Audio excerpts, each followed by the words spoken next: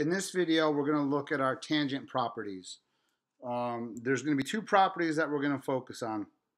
Before we start here, you want to pause the video, draw the picture, write down the property, and then when you come back, you can just hear me explain it and talk about it.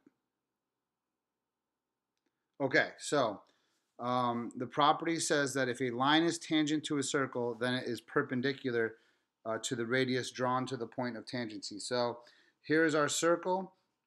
We have a tangent line, and remember that means it hits the circle only once, and the point where it hits the circle is called the point of tangency. This property says that I could draw in the radius or the diameter, it doesn't matter, as long as it passes through the center, that this angle, those two lines will be perpendicular, which makes that a 90-degree angle. So the weird part here is you kind of just have to ignore the circle. And once you know like that it's a tangent and a radius, that angle right there is making 90 degrees. Okay, so that's the property. How do we use it? You're going to have, remember, you're going to have all these examples written down for full credit. So again, pause the video here, write down example 1, draw the picture, and then come back and do it with me. Okay, welcome back. Let me pick a different color. I'll go with that one. So we know that AB, the line AB is tangent to circle D at point B. Find the measure of angle DBA. Well, we know by our property above that these two lines are now perpendicular, which means the measure of angle DBA is 90 degrees. Okay, because of the property, I've got a tangent and I've got a radius. Those are always going to make 90-degree angles. So that's what we know. Again, pause the video, write down the examples. Here's another use of this, another way you'll be asked to use this guy. If JK equals 4, I should state that this is a tangent. And if JK equals 4, so the length of just the segment, not the whole line, right? Just from J to K, the line segment has a length of 4. Recall that if I don't have the line segment over the JK, it means the measure of JK. It's 4 centimeters. And the measure of LK, segment LK, is 3 centimeters. They want us to find the measure of LJ. Well, the key here is by our property, we know that a radius and a tangent make 90 degrees. Once I have that 90-degree angle there, I know that that is a right triangle. So again, here, you could, once you've used the property to determine that right angle, you could pretty much ignore the circle, and you're just doing Pythagorean theorem. Okay, you need the circle there to figure out that the angle is a right angle. Once you have the right angle, you can go ahead and do Pythagorean theorem. So 3 squared plus 4 squared equals c squared, because LJ is the hypotenuse. So I get 9 plus 16 equals c squared, 25 equals c squared, so c equals 5 and negative 5. We throw out the negative because we can't have a negative length. So that means LJ is equal to 5 centimeters. Moving on to example 3. I'll tell you again, pause the video, write it down, and then we'll do the problem. Okay, welcome back. So it says if the measure of arc TD is 60 degrees, so they're talking about this arc here now. If that's 60, find the measure of angle S. Well, again, since I have a tangent meeting with a radius, if I ignore the circle, and I'm going to ignore the arc for a second, I know that that angle has to be 90 degrees. Right? So I know that that's a right triangle that we have there. Oops. All right, so I'm using the property again to identify the right angle. Notice in both of these, we did old stuff to finish the problem, but to start it, we need to get that right angle. And we know that because we have a tangent and a radius. So same thing here, okay? Now they want the measure of angle S. Well, off of an old property as well, we know that this guy is 60 degrees, that angle. because it's intercepting an arc that is also 60 degrees. And this angle is a central angle because its vertex is on the center. And we know the relationship in central angles and arcs they intercept are the same. So you got to use that arc to get the 60-degree angle.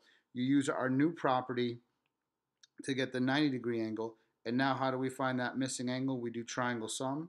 So we're going to say that angle S plus 60 plus 90 equals 180, right? The measure of angle S. I can call it X if I want for now for the equation. I'm going to get a thinner pen. So I get X equals 30 degrees when you solve that. So the measure of angle S equals 30 degrees. There was a follow-up question. Find the length of side AS given the circle A has an area of 49 pi square inches. So I'm going to erase some of this stuff that we used to find the measure of angle S so it doesn't get too crowded in here. All right, I found that S was a 30-degree angle. Found that A was a 60. So what we have here is a 30, 60, 90 triangle. And they want us to find this side length here, which is the hypotenuse. I know no other sides of this triangle, but what I do know is the area is 49 pi, and I know the area of a circle is pi r squared. So I say 49 pi equals pi r squared, and I can solve for the radius. I divide both sides by pi. I get r squared equals 49. So r is 7 and negative 7. We throw out the negative because we can't have negative length. So now that I know the radius is 7, I know this side is 7. Can I do Pythagorean theorem on this to get my side AS here? I cannot because I don't have enough sides. I only know one side. But it is a special right triangle, 30, 60, 90. And I know that this is the short leg. So if I double it, I get the hypotenuse. And that was in inches squared. So now the length is in inches. Okay? If you didn't know, if you don't do special right triangles, you could also do a trig ratio there to solve for the hypotenuse. All right, our second property here. Again, pause it, draw the picture, write down the stuff. Okay, welcome back. Our second property says that two tangent segments drawn to a circle from the same external point form a supplementary angle with the intercepted arc. So what that means is, if I draw these two segments, which I showed here to the point of tangency, whoops, I'll also label them. This is my tangent segment, and there's two of them. It's drawn from the point, the external point, to a point of tangency. So those are my two tangent segments. The arc they intercept, it's going to be the arc inside of the mouth of that thing, right? Like we've talked about with other angles. So again, we're talking about the measure of this arc now here. Those are supplementary, so I know that this arc has to be 120 degrees. And that's because I know the angle is 60. So these two here are going to make a supplementary pair. They're going to add up to 180 degrees. Let's look at an example that you might have to do with one of those. I give you, for example 4, I give you the measure of this arc is 225. I want x. Well, to find x based on the property we just talked about, if I knew this arc, I would be all set. So I can find that arc because that red arc and the green arc have to equal 360. So if I do 360 minus 225, I get 135. And now that I know these two, the arc and that angle, the exterior tangent angle there, have to add up to 180. So I can do 180 minus 135. I get x equals 45 degrees.